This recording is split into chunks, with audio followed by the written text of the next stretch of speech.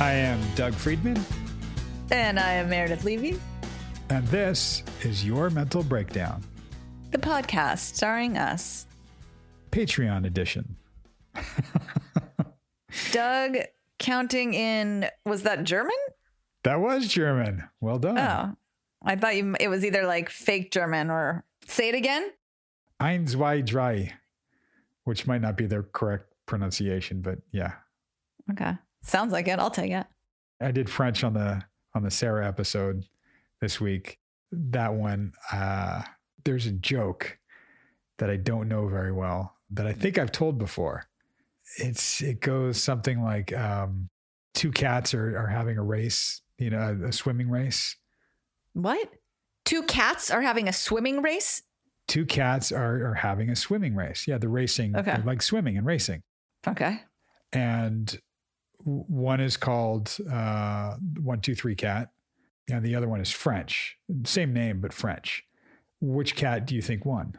English 1, 2, 3 or the French 1, 2, 3? French? No, the English one because 1, 2, 3 cat sank. Ah, that's good. No, you've never told that joke because swimming cats would have stuck with me. Yeah, there you go. I love how you're like, wait, what the hell are cats doing in a pool? Yeah, that was so confusing. That's funny. 1, 2, 3 cat sank. Yeah, thank you. Thank you. I loved Cats, the musical. I saw that as a kid. Do you remember that? Oh, me too. Yeah, so good. There are musicals that I saw as a kid that have just stuck with me. Like Annie is a huge one for me. I saw Annie like 3 times. I saw Annie I don't know what to say in the about theater. that. I saw Annie in Florida, I think on a boat. And I saw it at dinner theater. Like I love like those Annie songs are like the melodies are stuck in my head. It's crazy. No, they're great. Those are great. But what about like Phantom of the Opera? That was amazing. Never saw it. What? I said I never saw it. Oh, your what was that you couldn't hear me? It was you were aghast. Yes, disbelief. I was aghast. I saw the Harry Potter one like 3 years ago, maybe in London. How was that? It's 6 hours or a little over 6 hours. So you see the first 3, then you either come back the next day or you go out to dinner and then you come back for the next 3, which is what we did. Wow. Yeah, it was fantastic. It was the middle of the summer in London and it was like a heat wave. So the AC like wasn't strong enough. So everyone was like passing out, dying. It was so hot. And there in that many hours of a play, like you're just going to be tired no matter what and like half fall asleep. Gnarly. But it was really good. It was very good. And I'm not like a big musical play person, but it was very good. Wait, Harry Potter and the Cursed Child is a musical? I don't know. Was it a musical? No, I can't remember. You saw the musical? play. Yeah, it was a play. I don't know. Whatever. Was it a musical though? Doug, I literally cannot remember right now. And that is horrible. I was just talking about how good it was. Yeah. No, We're it talking wasn't about a musical. like Annie, Phantom of the Opera and musicals. And you're like, oh yeah, I saw the Harry Potter play. Was that a musical? Yeah, I don't know. I was like, it was so good. Yeah, that's horrible. You know, it's not horrible. Your birthday's tomorrow. Yes. That's not horrible. And it is. It's my birthday tomorrow. Right. So I will be 48. Wow. I know. Man, that means in a couple of years, you're going to hit 50. There's going to be like a blowout 50 party for you. It's going to be insane. Oh my God, it's going to be huge and so fun. Well, it depends. Whatever comes first, my wedding or my 50th, they're going to be the same thing. I'm going to have my Dia de los Muertos party down in Mexico. It's either going to be my wedding or my 50th. Since I don't have a boyfriend even, we're looking like the 50th. I think they will be the same thing because everybody in attendance won't believe that you made it to either one of those marks. That's funny. You're not wrong at all. All right. Man, I remember, I think my 30th birthday, I had at a roller skating rink. I had my 25th I had my 30th at a roller skating rink. Holy shit. I did have I had my 30th at World on Wheels on Crenshaw. Aw. Mine was in, on the east side. I think it was, what's it called? Midnight Rollaway? Yeah, something like that. Yeah. Yeah. Oh my, that's crazy. Mine was also a throwback 80s theme party. Mine was just not. Mine was pretty gangster because this place on Crenshaw where they have this rad DJ and I remember that there's place. I know that place. So fun. Oh my God. I can't believe we both did that. That's so funny. Wow. Wonder Twins. There you go. Speaking of roller skating, should we skate right into this episode? Let's just get right to, we're in the episode, right into the session. Yes. I say that all the time. I'm like, yeah, this episode with Drew, it's a session with Drew. It's an episode for everybody, but we'll throw the session at you guys. We will be back to break it down in a few. So listen up, take notes, pay attention, do your dishes, watch out for those bumps in the road. And be careful if it's raining, which it might. Ooh, it is. Well, no, I think the rain's over by now. Yeah, I know. Well, it depends on where they live. We could be talking to somebody where it's been raining for 6 days straight or not for 6 years. Yeah, both are true. Okay, bye. We'll be back. Bye.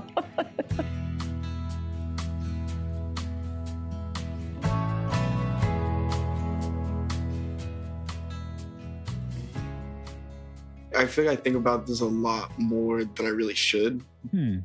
But my own white privilege and kind of how I see that, I think is a very interesting topic for me and kind of where I come from. And I was very bitter about having, quote unquote, whatever that wealth is. I remember being in third grade and somebody called me like the rich kid. And like, for whatever reason, it was so devastating to me that I got up and I went to the bathroom and like bawled my eyes out for like 30 minutes. And I remember just being so against being that kid that I did everything in my power to try and like break that status quo. And so it's interesting, like half of me is very blessed and thankful and grateful for where I come from and from a more realistic standpoint. So I have a different appreciation for what that is. But it's still like this weird in finances, I suck at that. I hate money. I hate the stigma behind it because I'm so naive and so afraid to even ask for money to anybody but my mom and dad. It's a weird place for me to be because I see both sides, because I put myself into both sides. There's a narrative that you're holding. I suck at it. We've talked about it. I just didn't, I'm no good. Okay. You just haven't learned. You haven't experienced, and it hasn't been okay to say, hey, I'm not really good with this. I don't really know this. How do I make sense of this? And I also think I don't trust a lot of people that I do talk to that about with. I think that's a big thing for me because I have been burned on finances a couple of times where I've kind of put myself out there and been trusting. It's a trust thing at the end of the day. And I've been saying that with my partner. I think it's looking at, again, boundaries, how you want to work and how you want to hold yourself. I'm going to stop working until I get paid. That's my boundary. Like, I'd love to keep working for you, but I need to get paid. With this specific situation, which kind of unfolds elsewhere too. I guess my trouble with all of that is that I'm very transparent and I like to be upfront. And it's very frustrating when other people, it's not reciprocated. And so I'm trying to find my boundary of where I feel comfortable in that balance. Mm-hmm. I'm struggling with the boundary aspect because I don't know where I fit into that. It's looking at you getting paid for the work that you're doing. How do you do that? Trust only goes so far. Trust that he's a good person and he means well and he's trying to get me paid. Yet, hey, I need to get paid. And part of the boundary is, or I need to stop working until I do. That's one thing you can't control. I think my struggle is the principle of it all. Meaning what? I think going back to there's no good people in LA. This is just like the bullshit of like where I'm trying to set those boundaries of knowing that I don't trust. Yeah. Back up a second. Hang on. Why does this feel like, let's go into the bullshit of LA with respect to this? Tell me about that. What's bullshit to you? I think it's bullshit to play smoke and mirrors with somebody. And I think that I come across it pretty often where people will say one thing and do something completely opposite. And I think that's a reoccurring theme in my kind of timeline. And so yeah, I think the bullshit aspect of all of that is the fuck, really, again. Well, what's the smoke and mirrors here? The smoke and mirrors here is the promises of the sweet talk. It's the, I need you to do this, this, and this, and not telling me the back end of why, I think is the smoke and mirrors I'm talking about here. And all of that kind of plays into the well, if you say you're going to pay me on this thing and you're not, what else are you lying to me about? That's a theme for your life right there. I've heard you say that several times. What else are you lying to me about? You said it with old girlfriend. You said it with mom. It's something that really weighs on you, right? And I think maybe, I don't know, I'm wondering if there's a way to take that piece of it out of the equation. Instead of going, well, what else aren't you telling me? It's just going, wait, you're telling me this, and I'd like to say I trust you. I don't. Maybe you don't trust him. I haven't been paid, and I'm worried about this. I don't know. What do you think of that? I think this is one of those where I have to kind of learn it by doing it type of situations. I think it's nice for me to kind of like talk about it and understand where I'm at. But I think this is where I want to kind of give it time and be okay in the unknown. The other aspect of this is I need the money. Like, I need the money. And so I don't want to burn that bridge and be like, fuck you, you haven't paid me. I'm done. I'm done. You know what I mean? Because I do need it. And I think my struggle in all of that is that I can't be authentic in this now. Yeah. It's something you used to say about several people in your life. Well, this person hasn't done me dirty. Okay. And I'll flip it and say they also haven't done you clean. And when we have that boundary, that line for ourselves, and we keep moving it for people, we've talked about this before. People don't pull us out of our boundary. We move our boundary line. And I think it's going to be empowering for you to have a boundary line that you actually stick to and have that idea of trust. Like, trust is earned. You're a trusting person. You're trusting and a vulnerable person. Okay. Maybe that needs to be earned a little more. We haven't really talked about girlfriend very much. I know. As in my head, I was like, next, girlfriend. Right. Yeah. And that's something where in the beginning, you were talking about she's allowing me to be me, and you guys were having conversations, and that was great. There were some flags that went up early on. We ignore them. The caution flags, we kind of wait out to see, are they going to turn into red or are they going to be green, right? I saw this meme the other day. I'm sorry. I just think this is really funny. No, go for it. And very like me, because I don't know why this is me, but it is. But it was like, some dudes see red flags and they take it as a caution. Me, I see red flags and thinks it's Six Flags. Right. I mean, that's, so many people are like, I see a red flag and challenge accepted. Yeah, exactly. Like, okay. Yeah. It's funny and it's not. Right.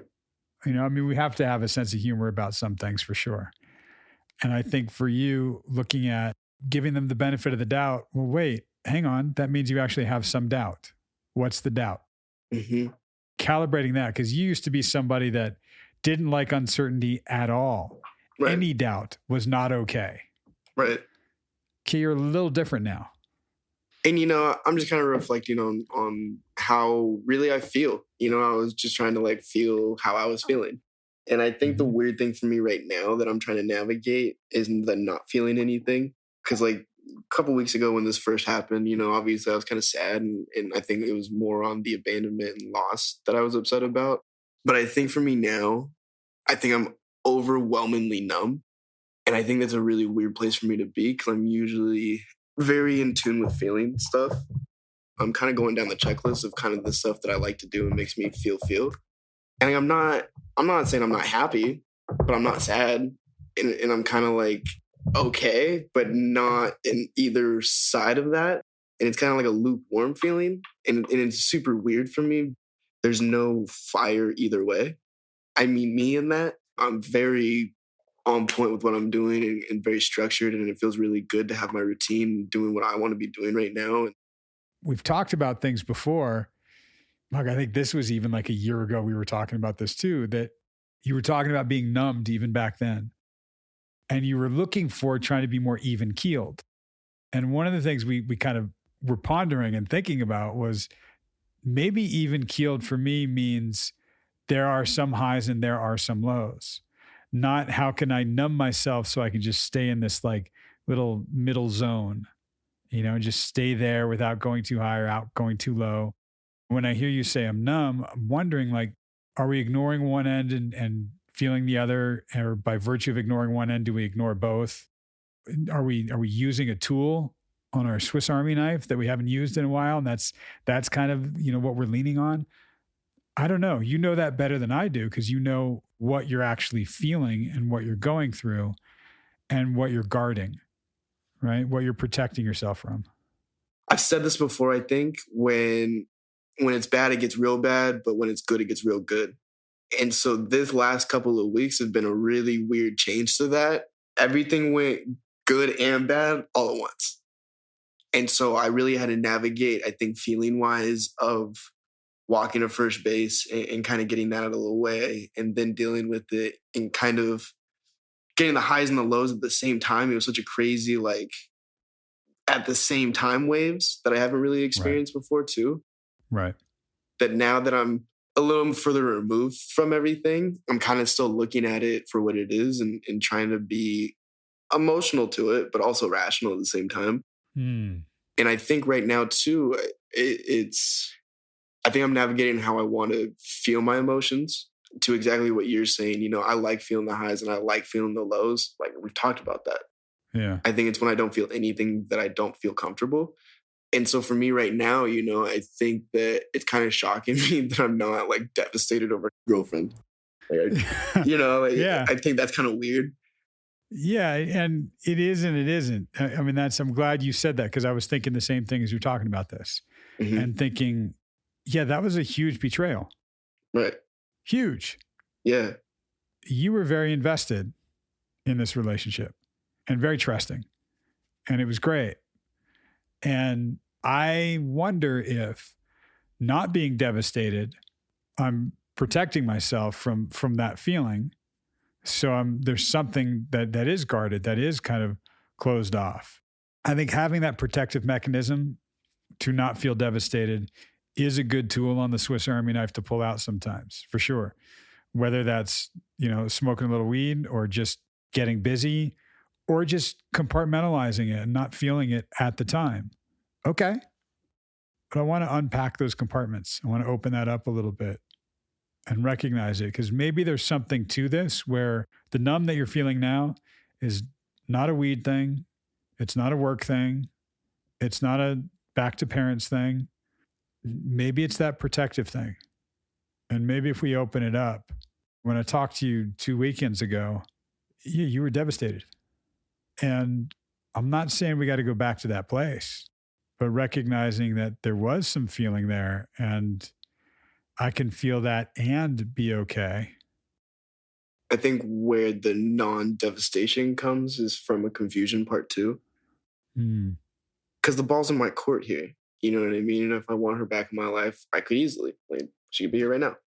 And so I think this is kind of a weird time in my life where, giving the benefit of the doubt, I think that's something I do more often than I should. And so with the confusion comes, okay, yeah, that hurt really bad. I lost all the trust I had in you. And I need some space from you. And I still want you in my life. And I still want to work on things. For me right now, I don't want to be in a relationship at all. I don't think that, for me, where I'm at, it makes sense for either one of us. And so still having her in my life, I think, is why that devastating loss isn't there. And I'm coming to realize that her cheating really didn't hurt as bad as I thought it would.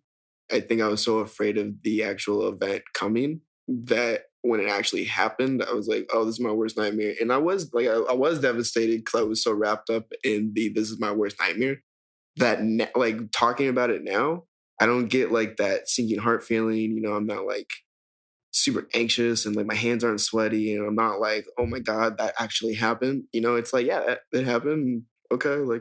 Now what do we do? I'm hearing you talk about this, and it sounds pretty intellectual. There's a way that you're being okay with this that is truly okay. Whether it's protective or whether, yeah, no, I'm fine. This is okay. Either way, okay. There's also a degree of this that sounds like, I'll say it this way, I'm not strong. I'm not empowered. And bad stuff is going to happen to me. And there aren't good people in LA. And I'm going to see it. Anything that feels good, some bad's going to happen. and we're looking for that bad thing. You know, we've talked about this before. Even when things are going good, I'm like, okay, where's the bad? And when things are bad, I'm looking for the silver lining. I'm coming out with a lesson to learn. And maybe it's feeling the bad when it's bad and feeling the good when it's good. For this one, I was very confident in myself and going through it and being okay with that. I don't know. I feel like I'm almost playing like a tug of war with myself and other people involved. Now, fuck that bitch. Don't ever talk to her again. Like, cut and dried, done. And that's what I'm receiving a lot of, you know, like even friend. I mean, I nervously laughed through that conversation, but he was like, dude, I'll beat your ass if you ever see her again. And he's dead serious. You know what I mean? And so now I'm playing like a weird game in my head where it's like, okay, well, what do my friends and family want from me? And what do I want? And what does she want? And what is playing like all these different emotions? And I think in that I'm losing my own. And so I think that I'm standing strong and like I fucks with her, you know, I really like this girl and like, yeah, she hurt me and like, yeah, it's fucked up and we might not have the best relationship and it might not be that healthy. I'll say it, you know, I know, but I still like it. But there it is right there. And I still like it. For it. No. You said, but I mean, it was coming. We knew it was coming. Yeah. You know, I was literally waiting to jump on you for that. And it's not an and. Right. In this situation. Because we're trying to excuse something. But I still want her in my life. But I still love her. Like, wait a second. Yeah. Where's your strength? It's looking at what do I want in my life? Mm-hmm. And part of that chocolate shake exercise is looking at what makes it up to me. Like, what are the ingredients? What do I want in it? What kind of relationship? What kind of person do I want in my life? Let's look at what kind of relationship do you want in your life from a partner? So this is, and I think now talking about it, and I think I've thought this surface level, but never really dove down and kind of really thought about it. And I think this is where I'm kind of fucked up, honestly. Because at this point, I almost feel like I'm stringing her along. And I almost feel like I'm okay with that. In the sense of like, I'm not looking for anybody else. I don't want to go jump into a relationship. I want to be single. And I want her in my life. I want her in my life. Why? I feel like I'm acting on feeling here. So That's okay. What's the feeling? I felt like, and it's still true, but have you ever met somebody where you can just think something like random, and like they'll say it, and like they're just in your head, and everything kind of clicks, and oh yeah, it's little things, right? Like I don't have to worry about what's for dinner because she likes the same shit as I do. I don't have to worry about what we're wearing because she likes the same shit as I do. We don't have to do X, Y, and Z because X, Y, and Z. But then I also know rationally that there's some really big things about her that I don't like. I don't want to settle, and I feel like I am, and I feel like it's good enough. Mm-hmm. And I think the scary part for me right now is passing good enough up for nothing at all. That's not the scary part. I'll challenge that a little bit. It's not, the scary part is passing up good enough for nothing at all. I think the scary part is having nothing at all. But I don't have nothing at all. I have my friends, I got my family, you know, I got fucking way too much work to even start to list that. And again, that's why like my headspace isn't like, oh, I need a girl here, or I need something. Like I'm okay on my own right now. I'm worried about 6 months, a year, 5 years, 10. Like, I'm getting older. Again, I'm rational about this. And like, I understand that like for me and what I want is a family. I don't want to start that when I'm 35. I don't want to start that when I'm 40. I want to get that started now. And now I feel like I'm wasting time. And it's like, well, shit. Like, so who are you stringing along? Myself. Yeah. Yeah. At the end of the day. Yeah. Yeah. That's what I hear. Her, I would be settling. I don't have to worry about the little things. I worry about the big things. I don't know. Maybe by virtue of having her, there's a safety net. Cool. I've got somebody. I've got something. So I don't have to go out and find it. It's easier. It's not better. It's just easier. You know, the magic of, somebody that finishes your sentence, or if you have this thought and they have it too, and like, oh, it's so nice. Fairy tale, right? Fairy tale. And it's fairy tale and fantasy. It's not real. And when we have it or we see it, we create this ideal and this story about it. You are very trusting and believing in the freaking Disney fairy tale. Yeah. And I'll tell you what, with that fairy tale, we start to believe it, and then we're in a fantasy world. You're stringing you along by thinking that this is a fantasy, this is a fairy tale, and overlooking things because we're only looking for certain things. But then one little crack in the fairy tale, and wait, what else isn't real? I remember this movie called The Truman Show with Jim Carrey. And it was like his life was one big movie set. And everything in his life, they were actors, they were all put on display. And as soon as he started like looking at things like, wait, this isn't real. Oh my, none of it's real. And it all starts coming apart and his whole world got shattered. And we fear that. So we'll keep up the fairy tale, the fantasy. And we will, in effect, lie to ourselves. That's what settling is about. I'll settle for this. I'll say I'm good with this. We're not. There were things very early on you would never do. Yeah. Straight up. Yeah. Yeah. Straight up. Mm-hmm. Okay. So what did we do? We moved our boundary. I think that's where the embarrassment aspect of all of this comes into. Because like I know I've been moving my boundary for a year now. Yeah.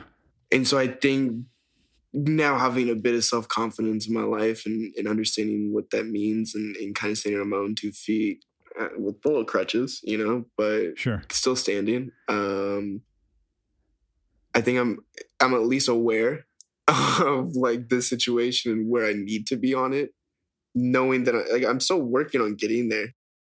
And I'll throw it at you like this. That embarrassed feeling. Mm-hmm.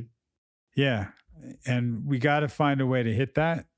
There are always people that fall into relationships that were not good relationships at the time, and they'll come out of it and they'll turn to their buddy next to them and just go, what was I thinking? That girl put a spell on me. Yeah. It happened. I put the spell on me. Right. Yeah. And oh man, I feel embarrassed. I feel stupid. I feel like I wasted time. I feel like, okay, where are we going now? Let yourself off the hook. Still talking to her right now. I'm not saying don't talk to her, but still talking to her and the stringing along. That's a way for you to kind of save face for yourself. For sure. Yeah. And I know that. I don't know. It's going to be very interesting to kind of experience life, not alone or lonely, but solo for a little bit. Yeah. And you were starting to do that, which is when you met girlfriend. Yeah. And that was something where there were parts of it that were great and parts that were not. And we didn't listen to the parts that were not. Okay. We're human. Yeah. Human. It happens. Let's listen now and look at the parts that are. Look at the parts that are you. How I want to be in a relationship. The kind of partner I want to be with. Yeah. Where's my chocolate shake? Yeah. Really think about that. Give yourself some time with that. Check in with yourself a little bit. Yeah. And be okay. Feel embarrassed and be okay with that. And be not okay with that. Yeah. Yeah. I'm gonna try it.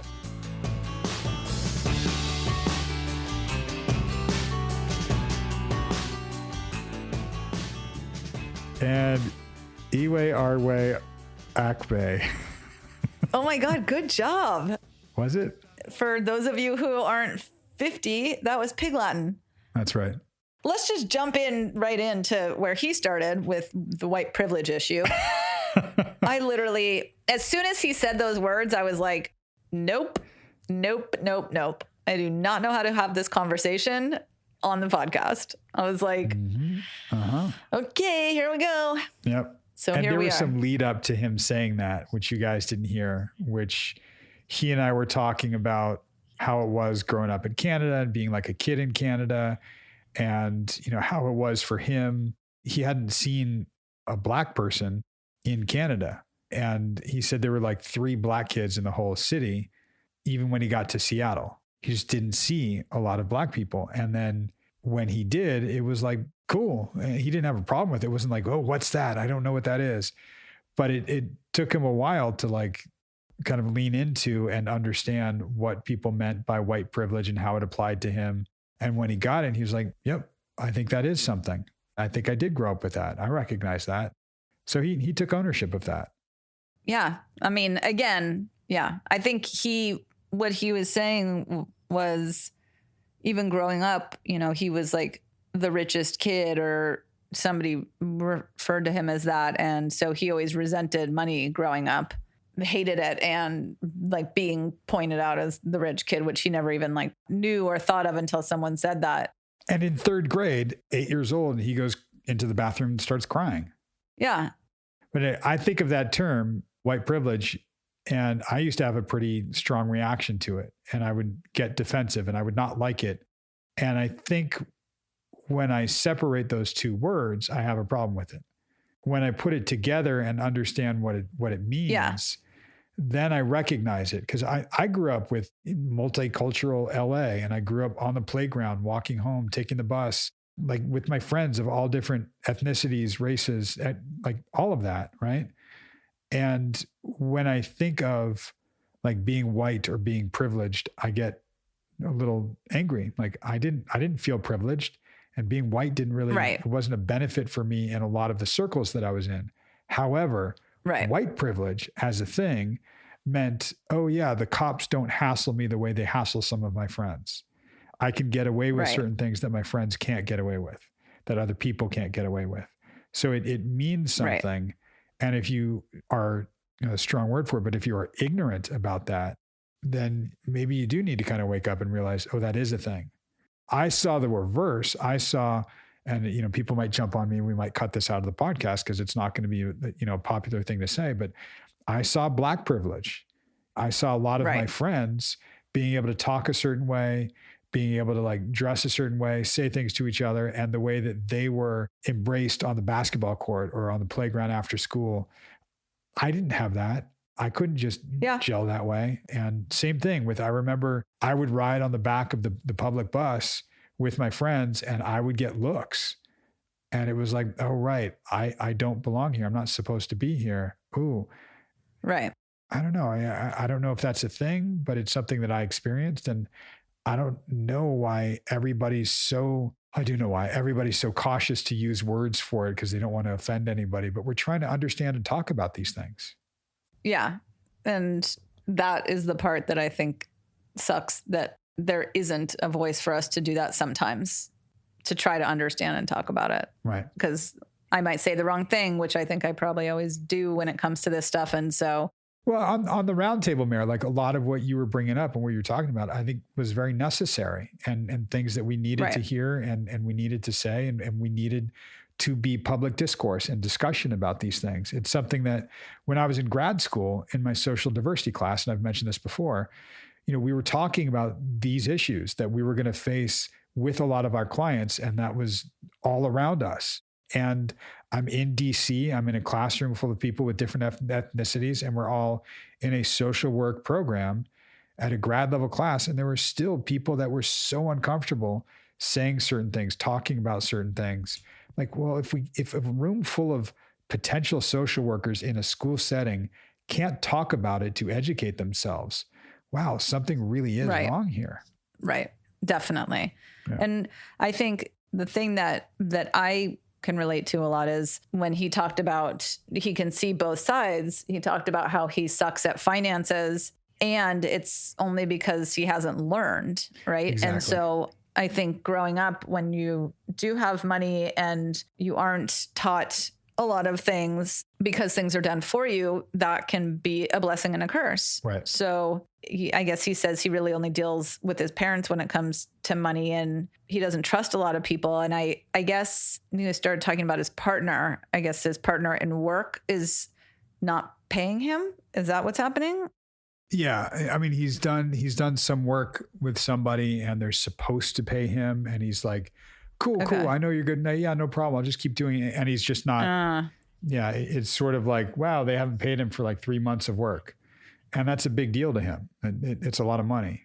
Yeah. But it's something that As far as money goes, I mean, he's always relied on parents and just not known. And him, what I said, like you're holding that narrative that you suck at it, that you're not good at it. And he brings it back to trust. Well, I don't trust people. Right. We were talking about race issues. And if you just trust your parents, you will take what they say as gospel, and that's how you'll be. So I like him kind of questioning things from race, ethnicity, all of these issues to finances. It's like, well, how do I figure this out for myself? How do I learn this? And it's at the end of the day for him, he's just uneducated. He just doesn't know. Right. So cool. Right. And finances for him, we then brought it back to the boundaries, because if he's working with somebody and they're not paying him, then it's like, well, hey, I can't work this way. Like I nope. Yeah. I would love to say I trust you, but you got to pay me. Right. And he brought it back to there's no good people in LA. And he laughs before he says that, because he knows that's something that you call him on, that I would for sure call him on. And he said, the smoke and mirrors, like, I mean, I get what he's saying. And also I think that came down to like, well, what else are you lying about? And that was a big theme in his life. Like, well, what else aren't you telling me? Right. What else are you lying about with his mom and his ex-girlfriend? And funny, Merrick, because we talk about calling bullshit on our clients. He says something is bullshit. And I was like, well, hang on, let's dig into that. What is that? And that's where he starts talking about the smoke and mirrors. It's not just saying like, I think this is bullshit. Like, I think that's all bullshit. Like, okay, well, what is that? Yeah. It's the smoke and mirrors. It's the not knowing everything that's going on. It's the promises of something and the not following through. And I instantly, as he's saying that, like, oh, right, that's your mom saying, I'm going to sober up. I'm going to be clean. And anybody that's ever did that or said that to you, and then they're lying, and then they fail. They don't keep their word. And that's, it's something that bothers him a lot. And he says it, and I threw it back at him, that phrase he used to use all the time. Like, well, it hasn't done me dirty. Like, well, it hasn't done you clean either. Right. I wrote that down. It was very, that was very catchy. I like that. Thanks. But yeah, I think his ex cheating on him, like, of course, all these things are going to be like, well, what else don't I know? What else aren't you telling me? Right. And I think you said something that I loved. You said, people don't pull us out of our boundary line. We move it. Exactly. Yeah. Or something to that effect. Yep. And right after that, I was talking about, which I'm sure you picked up, early on in any relationship, we see red flags, but we ignore them. We make them caution flags. And that was his great line. He calls them 6 flags. That was so fucking funny. I was laughing so hard. Right. Yeah. Yep. You're like, here I come. Right. Like running towards him. Yep. It's just kind of like figuring out where we are with all this stuff, because it's easy to move our boundaries. It's easy to ignore certain flags. And then later on, we kind of go, wait, what just happened? Where am I? Who am I? And it's happened to him. And the benefit of working with somebody in therapy over a period of time, if they're single and dating, is you see them in different relationships. So you can start seeing some of the same patterns. Yeah. He started talking about how he's just sort of feeling like lukewarm lately, not having a fire one way or another. And that feels weird for him. And how you brought up how you talked about this a year ago or something about being even keeled, and that there are going to be some within his even keel, there's going to be some highs and some lows, and not numb out to just try and stay in the middle, which I thought was a really good point. And I think the way of looking at it is like his middle is going to be different than other people's middle. And a lot of people don't like being in the middle, and it's sometimes too calm and too comfortable, and we don't realize it. There's a good example is if someone is severely bipolar, a lot of times they don't want to take their medication because they really like being in that manic phase. It feels good to them. Oh, yeah. Right. And it's not about being in the depressed phase that feels bad, but anything less than manic sometimes just feels when they take their meds and they are even, right? That feels like they're a zombie or they're dead. And so being in the middle can be uncomfortable sometimes because we don't have the chaos of the up or the down. Exactly. And it's feeding off that chaos, feeding off that drama. And that's where I really liked him saying like, yeah, I'm feeling numb, like not hot, not cold. It's just this lukewarm feeling. And that's kind of a blah feeling. And that's where a lot of people, whether you're managing bipolar or not, will look at, I need something. Like I got to do something. And that's when they might take an action or do something to kind of jumpstart that. It doesn't have to be a manic feeling. It's just be that euphoric feeling or that good feeling, something. Right. I think, and then you start talking about how, or you guys start talking about how it's shocking that he's not more devastated about his ex, and that is not being devastated and sort of protecting him. And is that authentic or not? And who knows, it could be both, but that he was saying like, oh, I could have her back in my life. Doesn't have to be in a relationship. He said he can talk about her without having that sinking feeling in his heart. Oh my God, I so know that place. It is such a good feeling when you finally get there. Like when you can talk about an ex without having that like gut wrenching feeling, and it's just the emotions not connected anymore. When you actually get there, I don't think he's there right now. He's kind of going, I want to be there. Well, I think he's there theoretically because it sounds like she's still in his life. Right. She is at this point. And I think it's still fresh. He's still calibrating this. That's what we talked about, is finding that middle. But has she always been in his life? Because I thought they didn't talk anymore. Oh, no. They never stopped talking? Correct. They might have had like a week or two here or there where they didn't. But yeah, no. They've been going pretty steady with this. Right now, where he is they were taking a little time off, but he was kind of going, look, I don't necessarily want you as a girlfriend. I'm not going to do the thing I used to do or I'm used to doing, which is just shutting down and moving away completely from you. I'm not going to lean into you as you are everything. And I'm not going to be devastated that this happened and I need to protect myself. And he wants to have her in his life somehow. And he's kind of navigating that. But he's still in a place of, I think, being lukewarm and being a little numb. And that's protecting himself from feeling devastated. And that's something that he's kind of guarding. And I want to scratch at that because there's more there. It's that betrayal is something that he's experienced before in his life. Right. And I'm surprised that he's still even talking to her, not because, I think it's totally fine and could be great to work through someone cheating or something like that, like whatever works for you. I guess the question is, why would he be so devastated about her if she's still in his life? Like, he's like, I'm shocked I'm not more devastated about her. Like, what? Well, because she cheated on him, because she betrayed him, because she didn't keep his word. And he's still balancing how I keep her in my life, how I have her be some part of my life. And it's interesting because there were two things I kind of like pushed at for him. One is he was talking about it very intellectually and rationally. I was looking for the emotional side. And where he is kind of lukewarm, a little muted, like that's protecting him. And I kind of tried to poke at that to see if he could go there to that emotional place to get that feeling. And it was really interesting that as he's talking about this, he mentions his best friend who was like, if you talk to that girl again, I'm going to beat your ass. Yeah. And if you see her again, like that's it.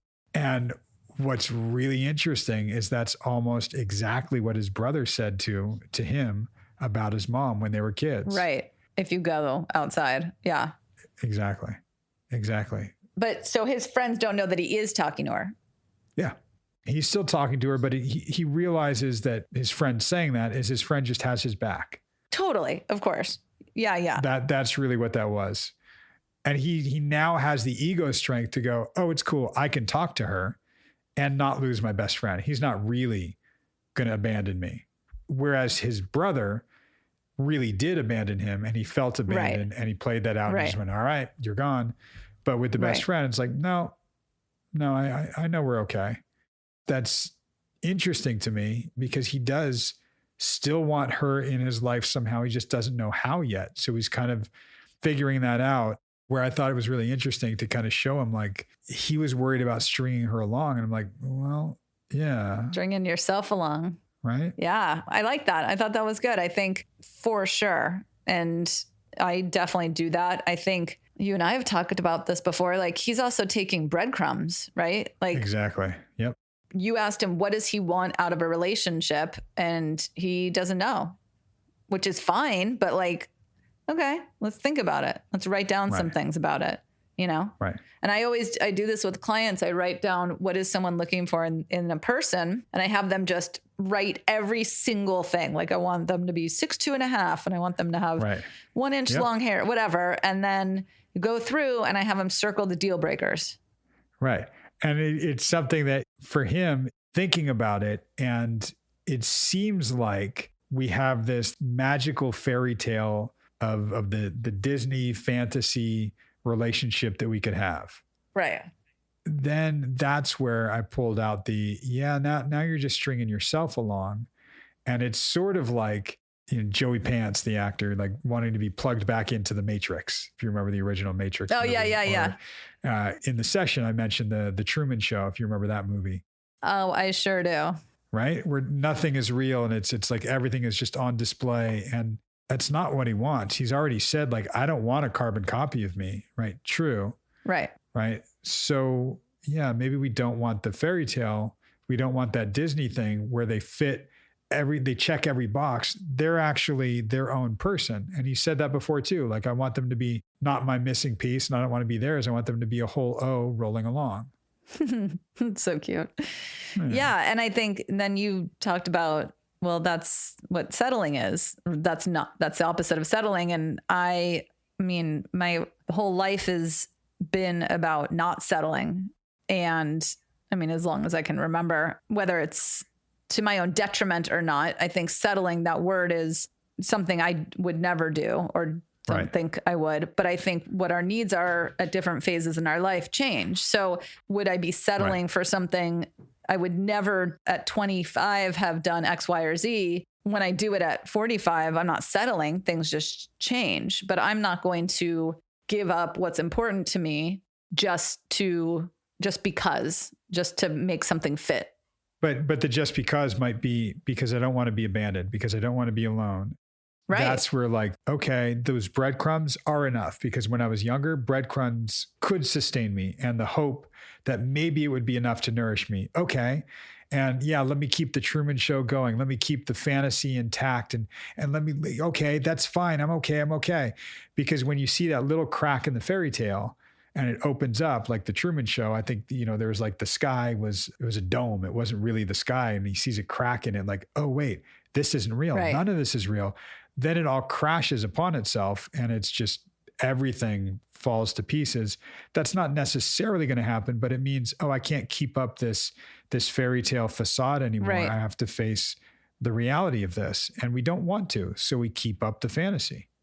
Right. That's why we move our boundaries. Well, to be fair, I think when you just said that, sure, I have definitely been known to take my breadcrumbs. When I think of settling, I think of it as a long-term thing, right? So have I had jobs that I don't like? Sure. Have I ever settled in a career that I don't like? No. Right. So settling, I've taken breadcrumbs and shit from exes or guys in my life. But then I think, well, that's why I'm not married, because I don't want to settle. So again, I think it's all relative.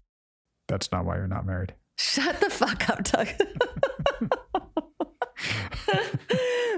But then when he said that he was embarrassed for moving your boundaries, or what was I thinking?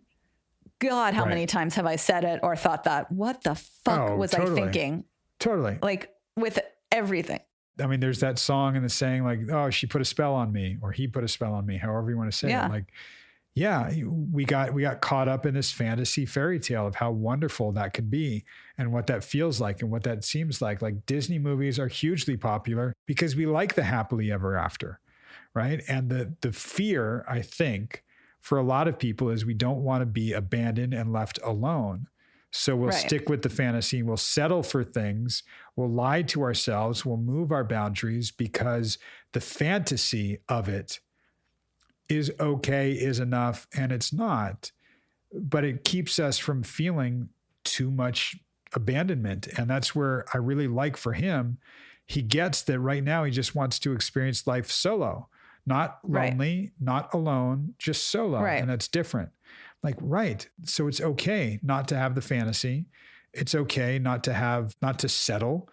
Just have yourself and see where that goes. For sure.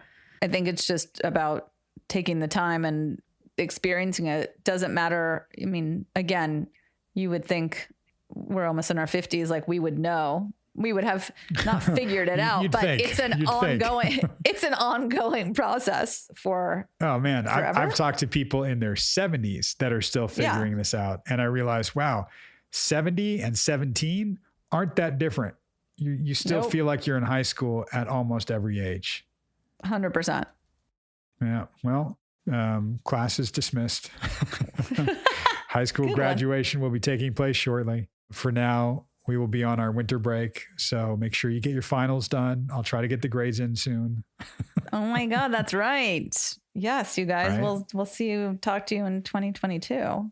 That's right. Well, we might throw some stuff out for you guys on the Patreon. So keep looking around, keep catching up. If you haven't caught up already, I mean, if you're listening to this right now, you've caught up. Good job. Yay. Yeah. But if it's not right before Christmas and you're listening to this, well, good for you for catching up in summer of 2022. And we will be back 6 months ago. Bye. Bye.